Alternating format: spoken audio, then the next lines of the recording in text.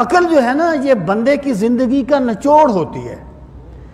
اگر یہ وحی کے تابع ہو جائے تو عقل نورانی بن جاتی ہے، اور اگر عقل جو ہے وہ وحی کے مخالف چل پڑے تو عقل برہانی بن جاتی ہے. ایک دانش نورانی، ایک دانش برہانی ہے. دانش برہانی حیرت کی فراوانی.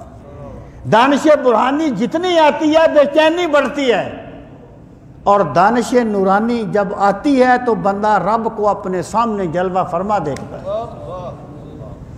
تو فرمایا فاتقوا اللہ یا اولی الالباب، اے ارباب دانش اللہ سے ڈرتے رہا کرو، اللہ تعالیٰ کی نافرمانی سے بچتے رہا کرو. کس لیے؟ اللہ تمہاری بندگی کا محتاج نہیں ہے، اللہ تمہارے پراپوگنڈوں کا محتاج. وہ تنظیموں میں ایک نا پراپوگنڈا سیکٹری ہوتا تھا، پتہ نہیں اب ہوتا ہے کہ نہیں ہوتا. پراپوگنڈا سیکٹری ہوتا تھا ایک تنظیموں میں، جس کا کام ہی پراپوگنڈا کرنا ہوتا تھا. تنظیمی ایک ضرورت ہے نا جی، وہ پھر یعنی اس کا استعمال کیسا ہے وہ الگ چیز ہے. ہاں جی، اب وہ نشر و اشاعت اور چیز ہے، وہ اور چیز ہے. پراپوگنڈا اور ہوتا ہے. جیسے یہ نہیں ہوتے جو جعلی قسم کے پیر ہوتے ہیں، انہوں نے کچھ مرید رکھے ہوتے ہیں جو ان کی کرامتیں ویسی بنا بنا کے سناتے رہتے ہیں. یہ ہوتے ہیں پراپوگنڈا سیکٹری. وہ ایک صاحب، پتہ نہیں بات سچی ہے، مجھے ایک دوست نے بتایا، کہتا ہے وہ فلاں بندے سے، فلاں بندے کے مرید نے کہا کہ میرے پیر صاحب پر ایک کتاب لکھ دے. کہتے ہیں میں نے کہا 5 لاکھ لوں گا. بڑی پرانی بات ہے، 5 لاکھ لوں گا. اس نے کہا یار 5 لاکھ کیوں؟ اس نے کہا ساری کرامتیں میں نے خود بنانی ہیں. یہ ہوتا ہے جی پراپوگنڈا. تو اللہ تعالیٰ کی جو ذات ہے وہ کسی پراپوگنڈے کی محتاج نہیں ہے. اللہ تمہاری عبادت کا، تمہاری تائید کا محتاج نہیں ہے.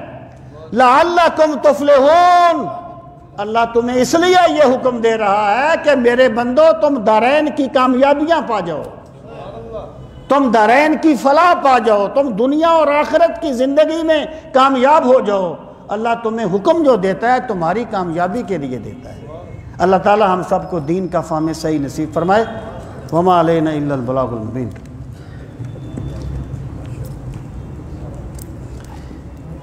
کوئی سوال تو نہیں ہے جی؟